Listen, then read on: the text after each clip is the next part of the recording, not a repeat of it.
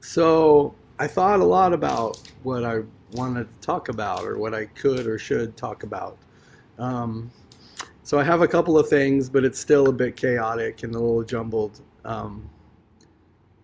So thank you for bearing with me, and hopefully some central theme comes out of it. Um,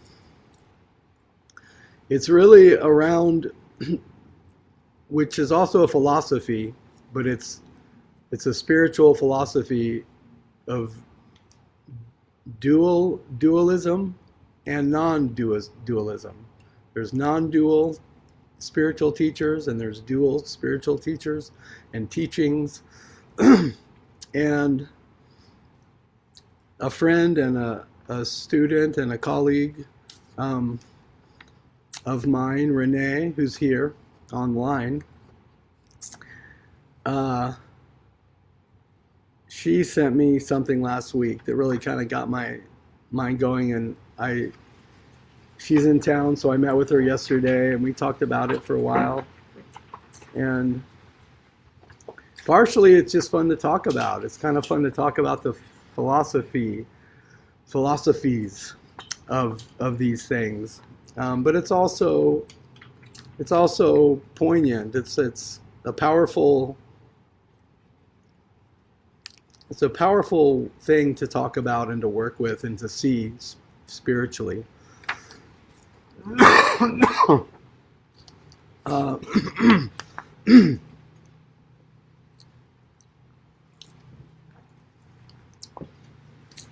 I actually have a quite elaborate philosophy about it, which I almost shared with you all. My philosophy of this dual, non-dual, which I call presence. It's not presence. It's not present. It's presence. But I'm not going to talk about my philosophy. I decided. That's for another time and a place. But I love it. I love thinking about these things and trying to figure it out and to figure out the best way to talk about it. So this is Renee sent me this the other day, and so this is an example of a non-dual teacher, or there is a thing called non-dual teachers, and they tend to contrast themselves with Zen, for example. Although Zen is a non-dual philosophy, teaching, experience,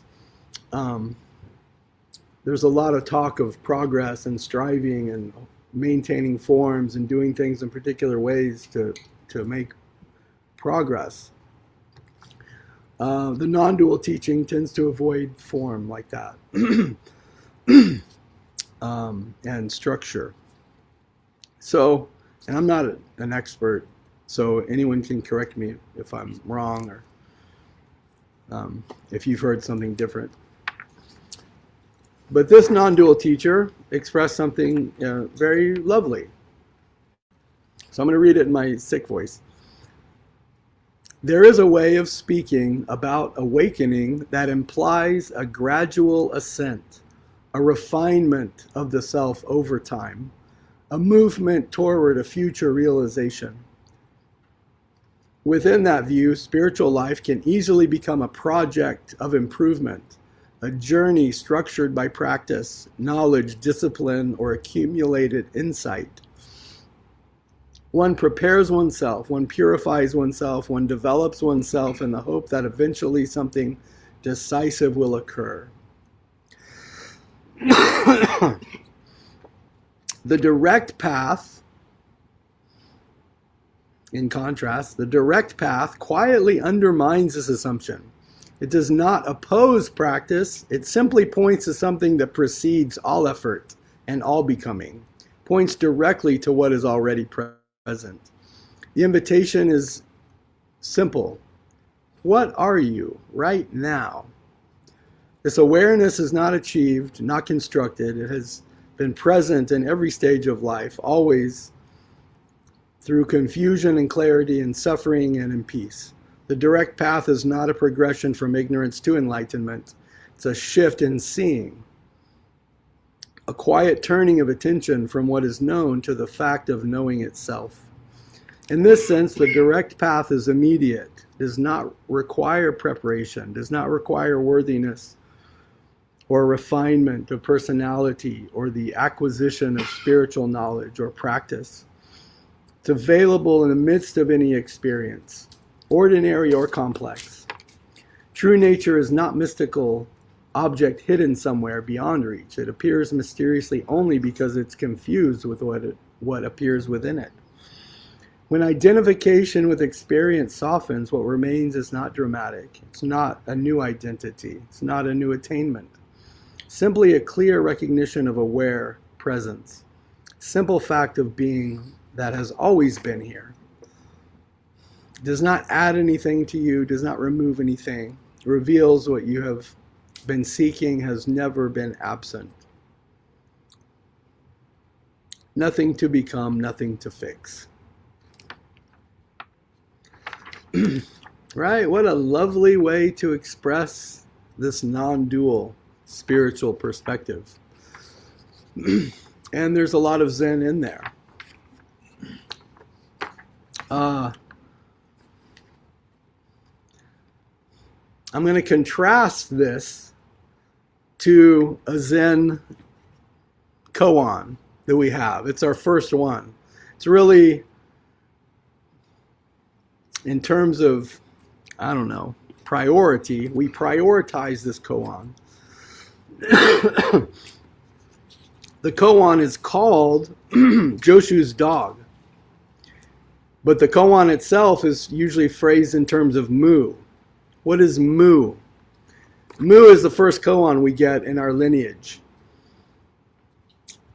And it's the koan that's meant to be the one that helps students break through dualism, to experience the non-dual.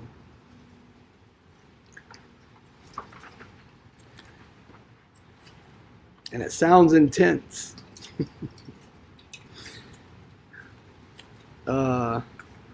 It's sort of a rugged spirituality, you might say. I'm just going to read a paragraph from this koan.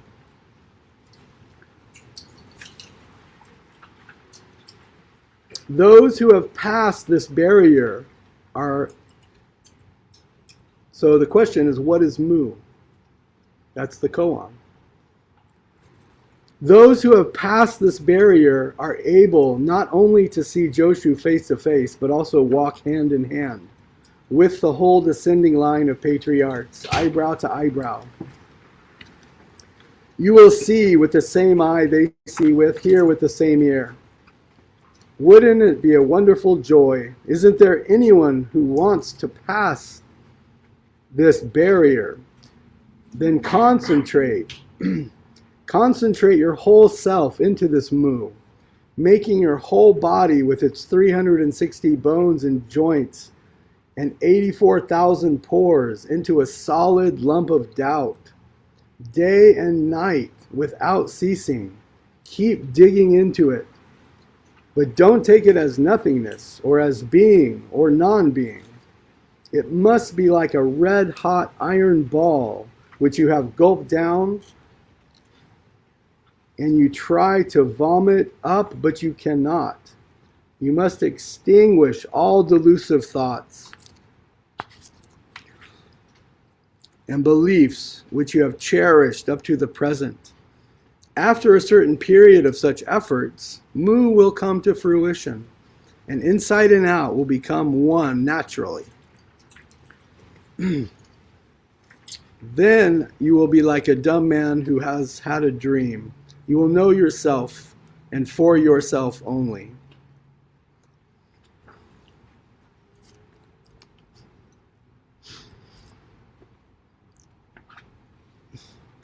Does anybody else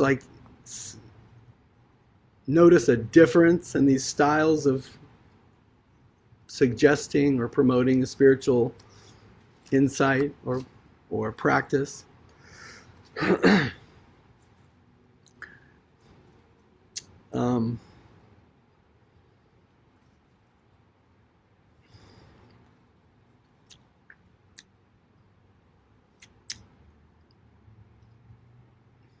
I think that the essence of what I want to suggest out of this comparison,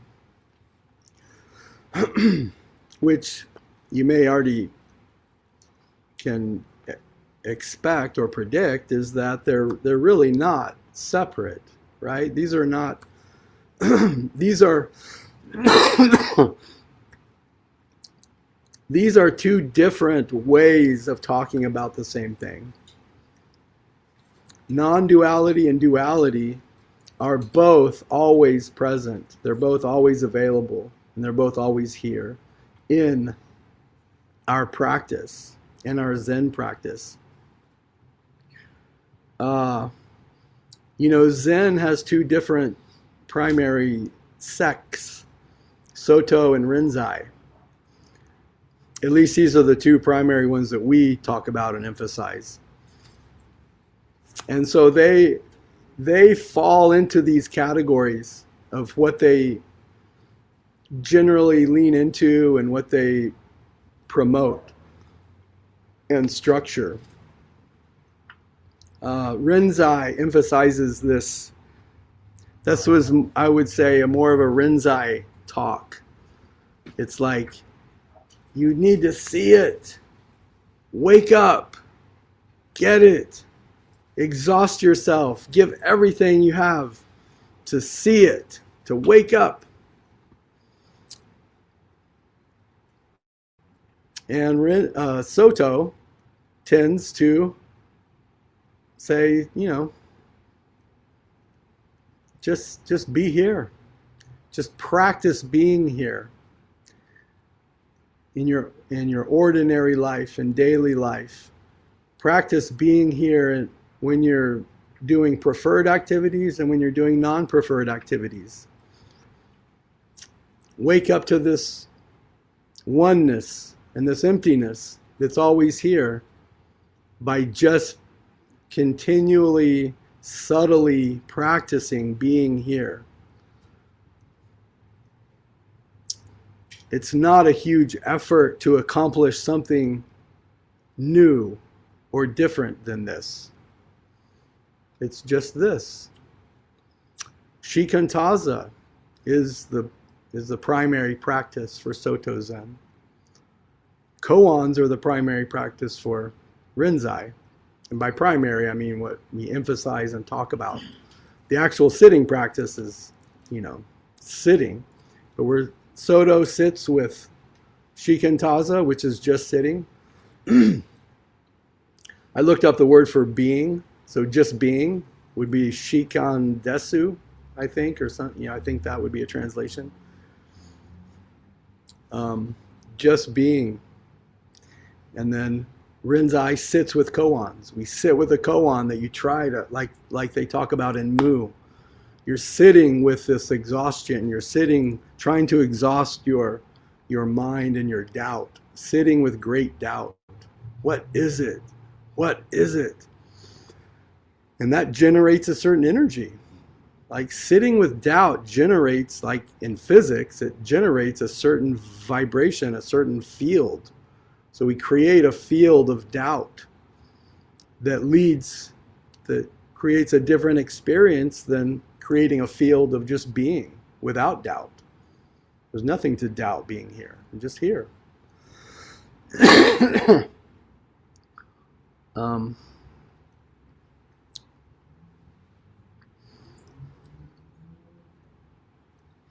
So we do have two different styles of practice in Zen that reflect these different priority, different emphasis.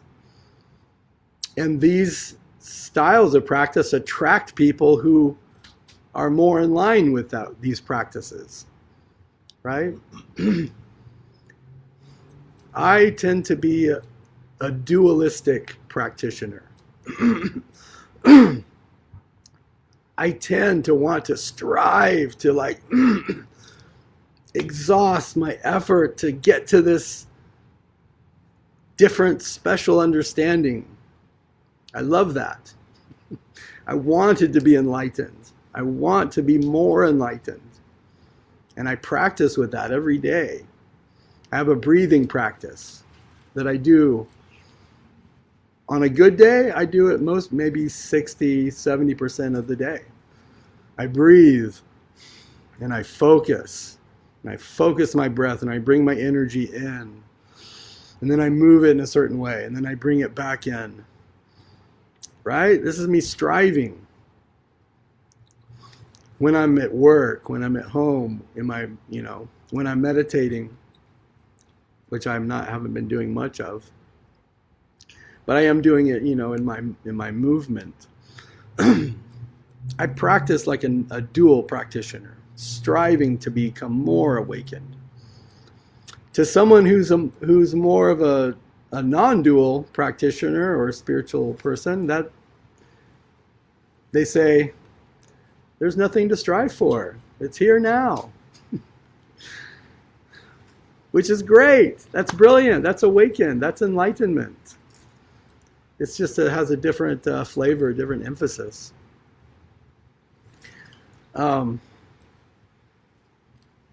so I enjoy discussing this. I enjoy talking about it and kind of going back and forth and talking about the subtleties and the nuances of practicing in different ways and emphasizing the philosophy in different ways. But ultimately all that,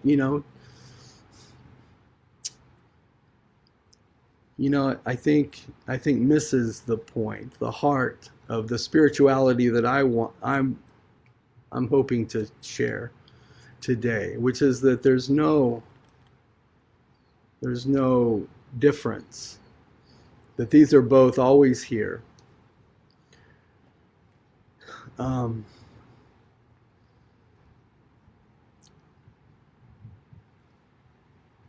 And I think it is important to have these filters. Important in the sense that I think it's helpful. I think it's helpful to be able to see these filters and to see how we move in and out of them throughout our days. There's times in everyone's day where we're striving and we're struggling and we're trying to make progress and we see the future. We're working towards the future. We're working away from the past. And then there's times in our day where we just go, what a beautiful day, right here, with the wind and the sun and the shadows and the temperature, the pain in my leg. What a wonderful moment. This is it. There's no future, no past, no present. Right? So we all have these different aspects of the spiritual path, the spiritual awakening in our lives every day. And so having, being able to kind of put these in perspective and say, oh, okay, I'm getting too caught up in the future. I need to take a moment to just be here. Or to say, oh, okay, I've just been here for too much. I got work to do. I really need to hustle because I need to make my future better. And to have the freedom to talk about these things, knowing that they're both here, they're always here, and there's no priority.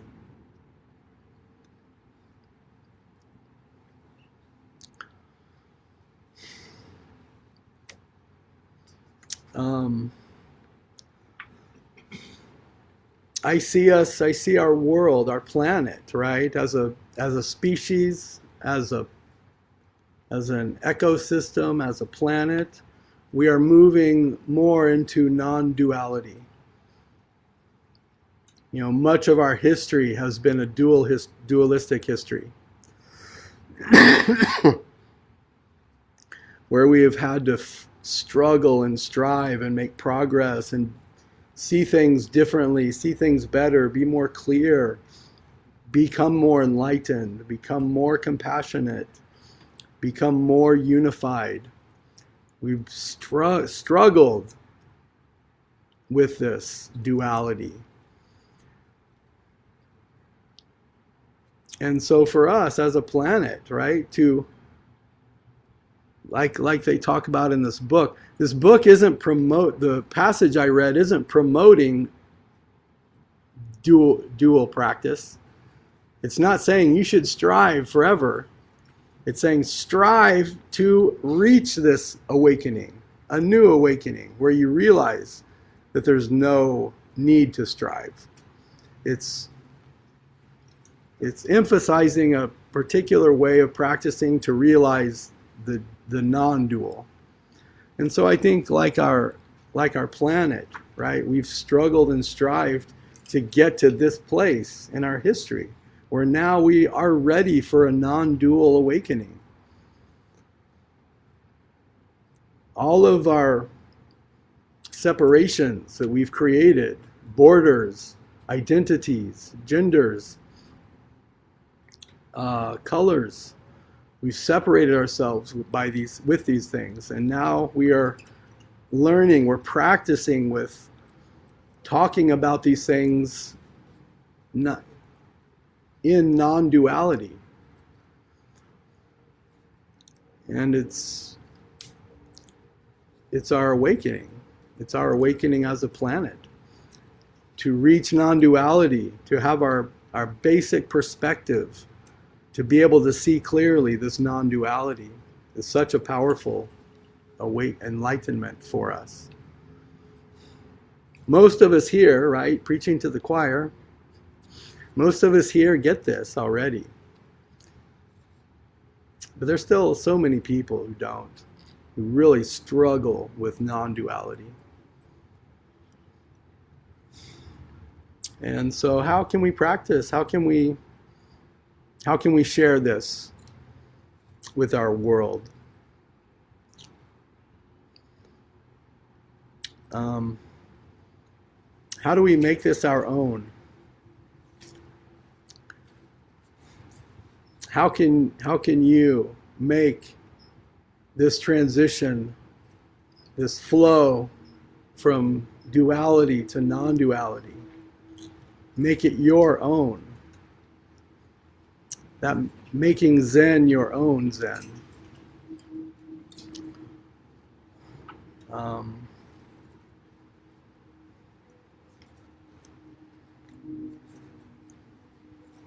It occurred to me that it would be interesting to practice this, right? So when he's talking so strongly, day and night, without ceasing, keep digging into it like a red hot iron ball.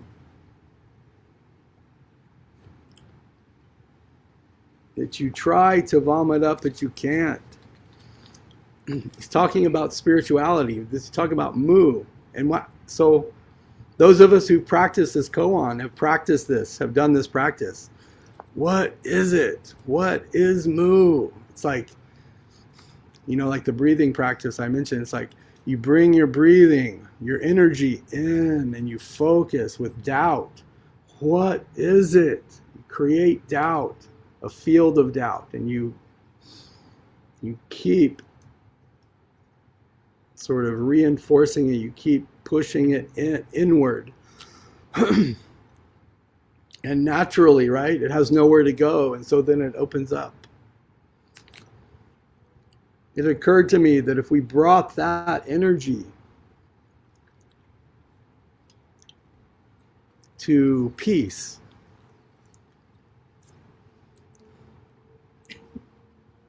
or gender struggles, or racial struggles, right? This would be a way to practice with that. This dual practice could bring this dual practice to, say, peace in the world. What is it? What is peace? What is world peace? You just sat with that. So it's not intellectual, right? Of course, we can Mu, we can do that with mu because we don't know what mu is. I have no idea what mu is. So what is it is easy. But with something like peace, I know what peace is. Peace looks like this, or peace looks like this. But what if we really doubted that? If we brought that same doubt that we have with mu to peace, what is peace? And we all sat with it, just hammered it in and down, inward.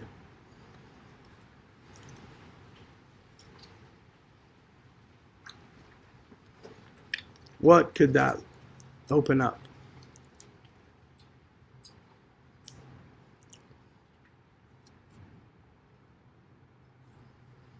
So that's one example of how we might practice with this in a different context. Bring this this dual practice to open up non-duality with different aspects of our humanity.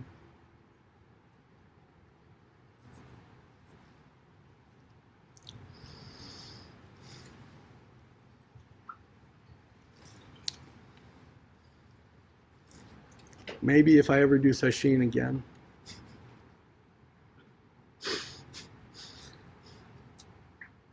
I'll structure a peace sesshin. What is peace? Can all sit with this, just like we did mu.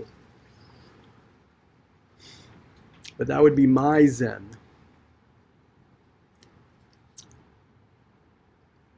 What can yours be? What will your Zen be?